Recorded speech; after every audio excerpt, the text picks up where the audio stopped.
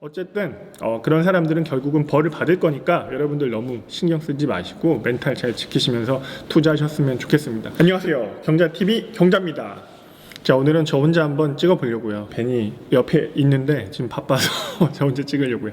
자, 오늘은 제가 한 두세 가지 정도 주제를 가지고 말씀드릴 건데, 일단 첫 번째는 최근에 그 모 H증권사 애널리스트가 선행매매, 그러니까 자기가 먼저 차명으로 주식을 사놓고 리포트를 내가지고 주가가 오르면 팔고 이렇게 해가지고 주식으로 돈을 많이 벌었다, 그래서 그거 가지고 구속이 됐다, 뭐 이런 얘기 기사가 있는데, 정말 쓰레기 같은 주식 투자 이제 하면서 안 좋은 걸 많이 보는데 이렇게 정말 최악의 케이스죠. 사실 제가 그 H모 증권사 출신으로서 전 좀 기억이 잘 안 나는 게 그렇게 주식 잘하는 애널리스트가 있었나 싶은데, 몇몇 유명하고 잘하시는 분들이 있는데 그렇게 그런 사람이 있는지 몰랐어요. 사실은 있었으면 좀 주식을 따라라도 했어야 되는데, 근데 저는 지금 상황에서 그 사람이 구속되면 더 큰일인 것 같아요. 왜냐면 그 사람이 구속되면서 사람들도 그렇고 본인도 그렇고 본인이 엄청 주식 잘하고 잘 맞췄다 뭐 이런 생각을 할 거 아니에요. 근데 사실 제가 볼 때 그냥 냅두면 결국 또 막 추천 뭐 이것저것 하다가 제가 볼 때 돈 까먹을 확률이 매우 농후합니다. 그런 사람 치고 제가 장기적으로 그런 도덕성을 가진 사람이 주식으로 돈 버는 걸 본 적이 없어요. 결국은 망가지더라 이거죠. 그래서 저는 그냥 좀 풀어줬으면 좋겠어요. 그래서 본인이 운이었구나, 시장이 잘 맞았고 업황이 좀 잘 맞아서 운으로 번 거였구나 해서 처절하게 응징을 좀 당하고 벌었던 돈 다 까먹고, 뭐 벌금이 문제가 아니라 인생 한번 진짜 쪽나 봐야 정신 차리지 않나, 이런 생각을 좀 해봅니다. 자, 그리고 또 하나, 오늘이죠. 오늘 지금 뭐 중국에 신종 코로나 뭐 이렇게 해가지고 지금 중국 증시 빠지고, 또 무디스가 홍콩 신용 등급을 강등시키면서 최근에 이제 시장이 쭉 올랐던 게 조정이 좀 나타나고 있는데, 우리나라도 한 2270까지 갔던 게 오늘 한 2230선까지 후퇴한 것 같고요. 그래서 코스닥 쪽도 좀 조정이 있고, 그다음 또 중국 관광객이 또 이제 막 오는 분위기, 뭐 한한령 풀렸다 뭐 이런 분위기에서 화장품이나 이런 것들이 막 오르고 있었는데 아주 가장 큰 악재가 지금 발생을 한 게 맞죠. 그래서 제가 저번에도 말씀드렸던 게, 완벽하게 다시 엔터주라던가 화장품 이런 것들이 다시 고점을 갈 만한 힘이 있는 것 같진 않아요, 저는. 그래서 저번에도 뒤늦게 따라서 이제 가기에는 좀 부담이 있다, 이런 말씀을 좀 드렸었는데, 뭐 제가 이걸 우연히 맞췄다고 좋아하는 건 아니고요. 이 뭐 코로나 관련해 가지고 이제 시장 빠지면서 막 관련 뭐 제약 바이오 테마주 좀 움직이고 하는 거 있는 것 같은데 사실은 좋지 않죠. 그러니까 그런 투자를 한다는 것은 우리가 우리 뇌를 좀 먹는 일입니다. 그리고 아까 말씀드렸던 그 선행매매한 애널리스트 관련해서 저희가 생각해 보면, 저희가 저번에 대형주는 뭐 LG화학, 제일제당, 포스코 이런 거 말씀드렸는데, 사실 이런 거 선행매매라고 말씀드리기도 침이 다 튀네. 좀 민망한데 그런 거 있고, 그 다음에 저희가 말씀드렸던 그 12종목에 왜 저희가 경제적 혜자가 있는 기업이다 해서 말씀드렸던 완전 대형주보다는 작지만 좀 재미없는 종목들은 사실은 뭐 선행매매라고 말씀드릴 수가 없는 게, 저는 그거 팔 생각이 없어요.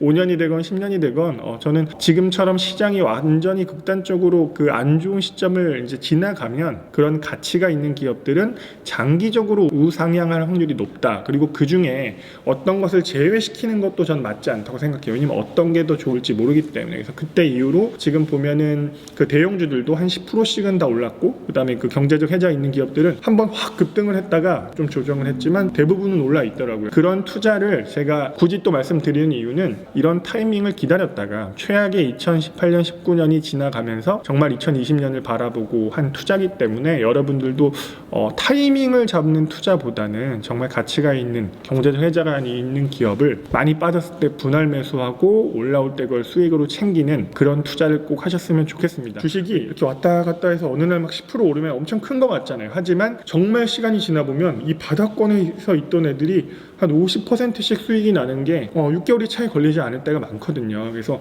그런 타이밍을 우리가 딱 잡아서 이거 정말 이때 사면은 오르겠다 이렇게 생각하는 그런 투자는, 뭐 테마주 잡주를 빼고 정상적인 기업이라면 그 타이밍이 오히려 어렵습니다. 왜냐면 10,000원짜리가 12,000원 갔다가 11,000원 갔다가 11,500원 갔다가 10,000원 갔다가 이렇게 저점을 서서히 높여가는데, 어느 날 보면 이게 이만큼 올라 있거든요. 그 지루한 구간에는 보통은 주식을 보유하지 않으시고, 그 지루한 기간이 지나서 주가가 급등했을 때 리포트 나오거나 뉴스 나오면 따라 들어가시는 분들이 많은데, 그러면 보통 이제 단기적으로 중기적으로 고점인 경우가 생기는 거죠. 그래서 보통 그 애널리스트가 저는 주식을 잘하는 사람이라고 생각하진 않지만, 어쨌든 애널리스트가 보통 여기서 추천한다, 그리고 어떤 사업이 잘 된다 했을 때 그게 계속 오른다면 그거는 그 애널리스트가 정말 너무너무 좋은 타이밍에 그걸 추천했다고 하기보다 제 솔직한 생각은 그 업종이 갈만할 때 추천을 해서 갔다. 그리고 그 종목이 수급이나 이런 게 좀 자유롭고 좀 가벼울 때 갔다. 이렇게 보시는 게 저는 좀 합리적일 것 같아요.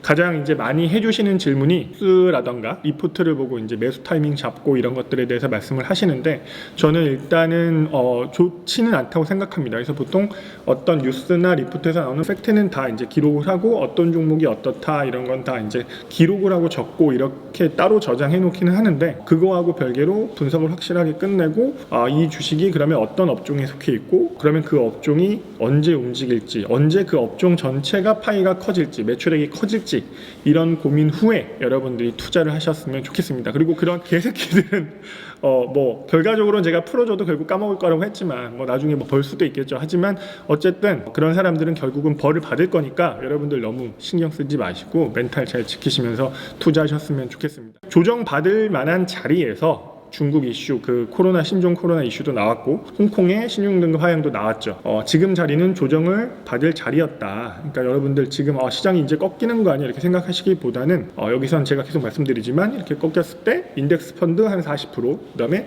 경제적 해자가 있는 기업들, 뭐 대기업도 뭐 있고 중소기업도 있고 이런 기업들을 좀 골고루 분산 투자하시면 적어도 2020년은 그냥 무작정 뭐 무너지는 그런 시장은 당분간은 없지 않을까 하는 것이 이제 저의 생각입니다. 혼자 그냥 오늘 시장에 대해서 그냥 막 떠들어 봤습니다. 왜냐면은 벤이 너무 바빠요. 그래서 제가 사진 작가를 가지고 돈 한 푼 안 주고 사실은 이게 계속 출연시킨다는 게 쉬운 일이 아닙니다. 그래서 지금도 저기 계속 비즈니스적인 통화를 하고 있는데, 그래서 제가 혼자 찍었고 가끔 이렇게 좀 시간이 되면 혼자 찍으면 사실은 좀 자주 찍기는 쉽잖아요. 그래서 좀 더 자주 우리 구독자 여러분께 주식 시장에 대해서 또 경제 상황에 대해서 좀 더 말씀을 나눌 수 있는 그런 경자TV의 경자가 되도록 노력하겠습니다. 모든 구독자분들 운전 조심하시고 또 설날 명절 때 또 블랙아이스도 조심하시고, 그래서 안전한 그리고 행복한 명절 보내셨으면 좋겠습니다. 자, 이상 경자TV였습니다.